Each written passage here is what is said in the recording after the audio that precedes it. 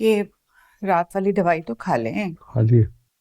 अच्छा, हाँ। मुझे लगा कि नहीं खाए।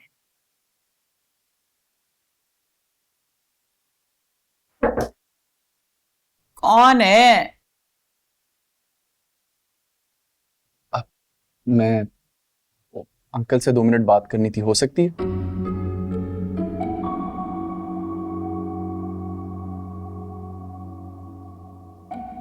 आओ, आ जाओ।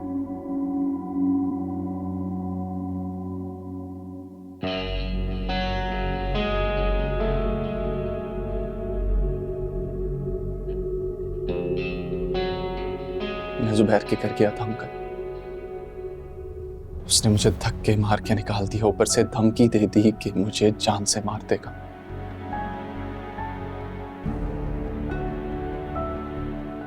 लेकिन मैं आप लोगों की पैसे की खातिर मरने को भी तैयार हूं। 65 लाख का नुकसान हुआ है।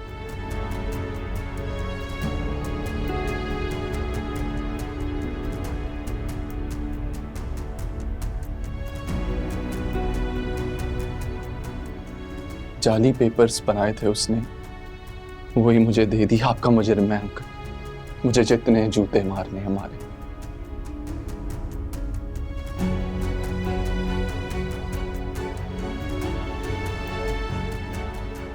अल्लाह, हमारी आखिरी उम्मीद भी खत्म हो गई है सिराज साहब। हमारे 65 लाख डूब गए हैं।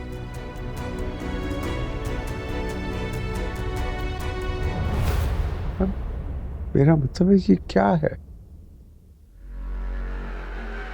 तुम प्रॉपर्टी का कारोबार करते हो, बगैर छानबीन के तुम इतनी बड़ी रकम किसी को कैसे दे सकते हो? बच्चे हो क्या?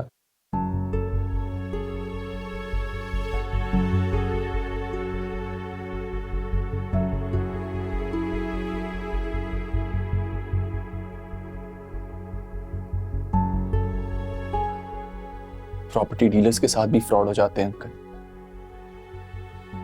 बड़े बड़े लोगों को इस फील्ड में धोखा मिलता है। बस अपनी इसी हिमाकत की माफी चाहता हूं आपसे और मैं मोनाजी से।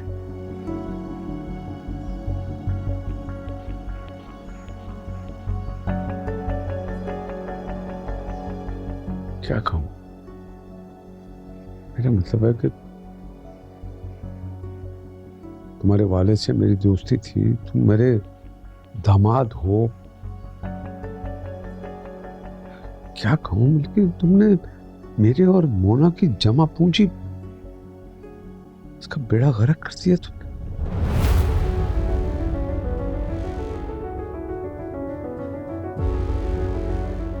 आपके कदमों में बैठा हूं मैं अंकल। आपने जिस मर्जी की कसम लेनी है ले लें, मेरा सिर्फ इतना जुर्म है कि मैंने गलत बंदे पे एतबार कर लिया अंकल, दैट्स इट।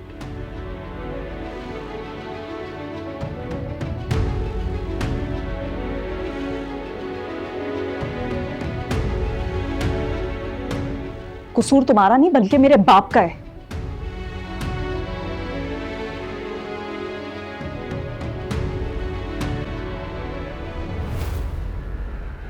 जो तुम जैसे धोखेबाज इंसान पर भरोसा किया उन्होंने। तुम इंतहाई झूठे और घटिया इंसान हो।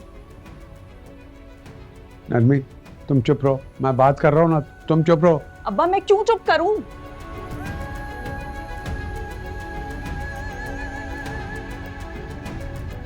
मैं बताऊंगी। पहले इसने मुझे धोखा दिया और उसके बाद धोखे से इसने माही के जेवर बेच दिए।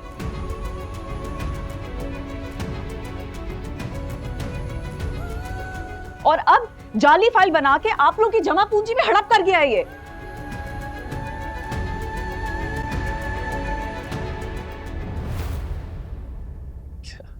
ये नरमीन बिल्कुल ठीक कह रही है सिराज साहब।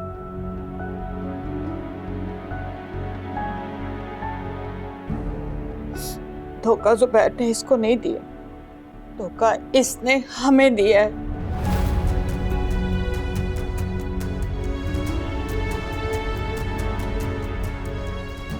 मोना जी क्या कह रही हैं आप? ये आप कैसे ये बात कर सकते? चुप कर जाओ, तुम्हारी शक्ल भी नहीं देखना चाहती मैं।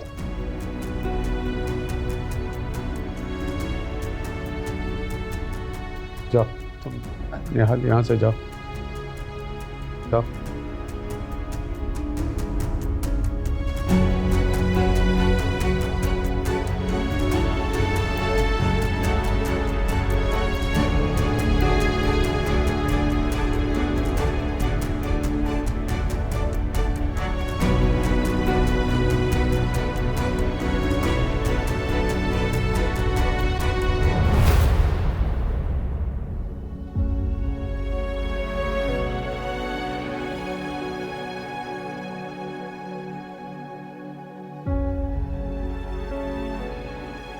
श्री राम हमारे पास राजा,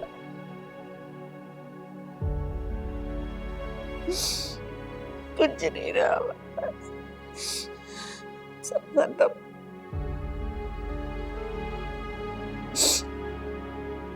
सब डूब गया सिराज साहब, सब डूब गया।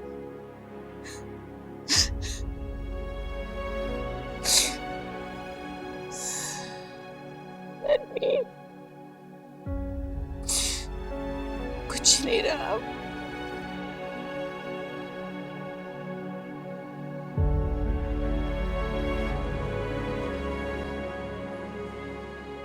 बीवी कहाँ है तुम्हारी?